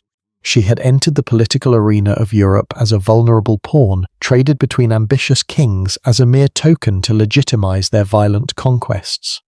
In a brutal world ruled almost exclusively by the heavy iron broadsword and the aggressive movements of cavalry, a young, isolated woman had been expected to quietly dissolve into the background of history, a passive casualty of the continuous bloody struggle for the Italian crown. Instead, through the sheer force of her patient, analytical mind, Adelaide completely redefined the geopolitical landscape of the continent. Her weapon was not the lance, but the legal codex. Her terrain was not the chaotic mud of the battlefield, but the quiet, highly calculated chambers of diplomacy and administrative law. From the dark, narrow confines of her prison cell at Lake Garda to the grand, torchlit halls of the German winter courts, she had consistently outmaneuvered her captors and rivals by operating with a superior structural vision, understanding that lasting sovereign power is built not on the volatility of fear, but on the unyielding foundations of institutional legitimacy. By grafting the sophisticated legal and cultural traditions of Italy onto the raw martial strength of the Saxon realm, she became the indispensable co-architect of the Holy Roman Empire, creating a unified transnational structure that would shape European history for 1,000 years. She had transformed her personal survival into a masterclass in grand strategy, proving that true majesty is an internal condition. Standing as the undisputed matriarch of a continent, the quiet queen who had once hidden in the lakeside marshes had woven her name permanently into the stone foundations of the Western world, an eternal rose whose roots had broken through the very iron that tried to bind her. The long, monumental journey of Empress Adelaide came to a restful, slow-paced close, far from the heavy stone chambers of imperial governance, returning in spirit to the setting that had defined her youth. In her final quiet days, the memory of Lake Garda returned not as a place of dark captivity, but as a vast, beautiful space of perfect clarity.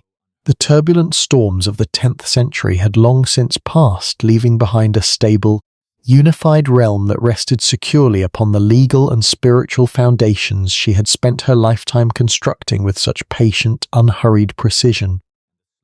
The lake itself, once a deep and menacing mirror of her isolation, was transformed by the passage of decades into an expanse of absolute peace.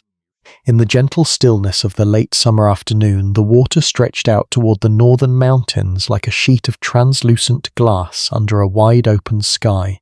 A few small wooden fishing boats glided lazily across the sapphire surface, their white canvas sails catching the soft fading breath of the southern breeze, leaving long, silver wakes that slowly and gracefully dissolved into the blue distance without disturbing the profound silence of the valley. As the golden sun began its slow, deliberate descent behind the jagged limestone peaks, painting the water in deep shades of copper, amber, and violet, a deep sense of sanctuary enveloped the landscape. The dark drainage vaults, the anxious escape through the midnight reeds, and the cold winds of the mountain sieges had all been woven into the grand tapestry of an imperial destiny. Adelaide had outlasted every enemy through the quiet majesty of her spirit. Looking out over the calm, glass-like waters one final time, the Empress smiled softly into the dying light, knowing that her long story had finally reached its true, everlasting peace. Thank you for listening to this complete, immersive historical journey. If this story brought a sense of calm and rest to your evening, please support the channel by liking, subscribing, and sharing your thoughts in the comments. This audio content, including all ambient soundscapes and historical narrative arcs, is original material produced exclusively for educational, relaxation, and sleep story purposes. All rights are reserved by the creator.